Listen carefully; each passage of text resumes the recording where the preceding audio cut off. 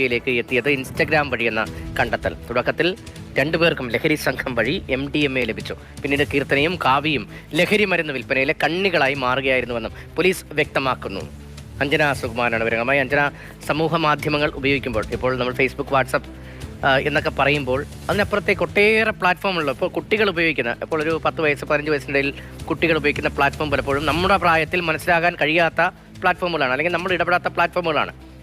അങ്ങനെ നിരവധി പ്ലാറ്റ്ഫോമുകളുണ്ട്. അക്കാര്യത്തിൽ ശ്രദ്ധ വേണമെന്ന് പറയുന്നത് അധ്യാപകർ തന്നെയാണ് PT യോഗത്തിലും മറ്റും. എങ്ങനെയാണ് ഈ അധ്യാപികമാർ ഈ പ്ലാറ്റ്ഫോമുകളിൽ ഈ ലഹരി ഇടപാടുകളിലേക്ക് എത്തിയത് എന്ന കാര്യത്തിൽ പോലീസിന്റെ അന്വേഷണത്തിൽ വ്യക്തത വരുന്നുണ്ടോ?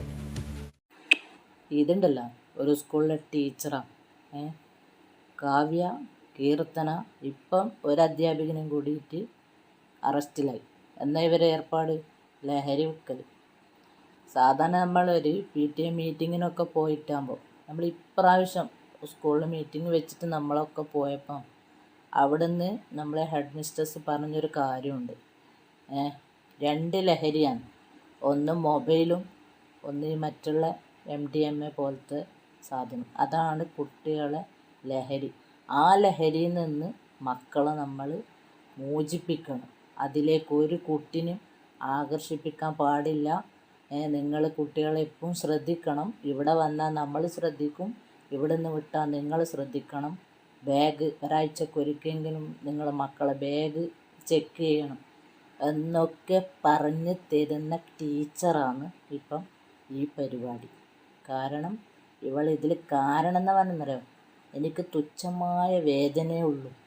അതിന് വേണ്ടിയിട്ടാണ് ഞാൻ ഈ പരിപാടി എടുക്കുന്നത്.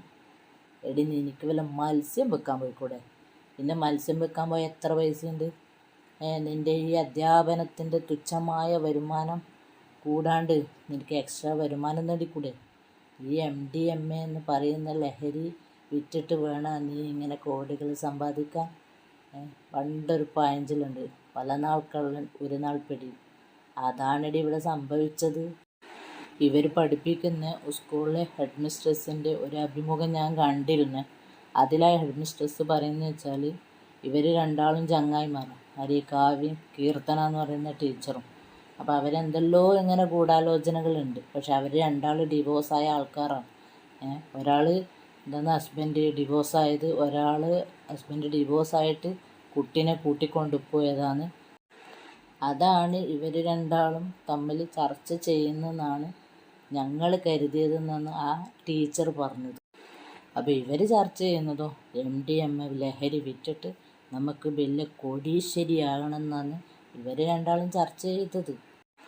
തുച്ഛമായ വേതനം വാങ്ങുന്ന ഇവർ ഭയങ്കര ആഡംബരമായ ജീവിതം കണ്ട് സംശയം തോന്നിയിട്ടാണ് ഇപ്പം അന്വേഷണം ആരംഭിച്ചത്. അപ്പം അന്വേഷണം ആരംഭിക്കുമ്പോഴത്തേക്ക് ഇവർ നല്ല പരിപാടിയാണ് ഇവർ രണ്ടാൾ ചെയ്യുന്നതെന്ന് മനസ്സിലായി. ഇപ്പം ഇവരെ പിടിച്ച് അറസ്റ്റിലുമാക്കി.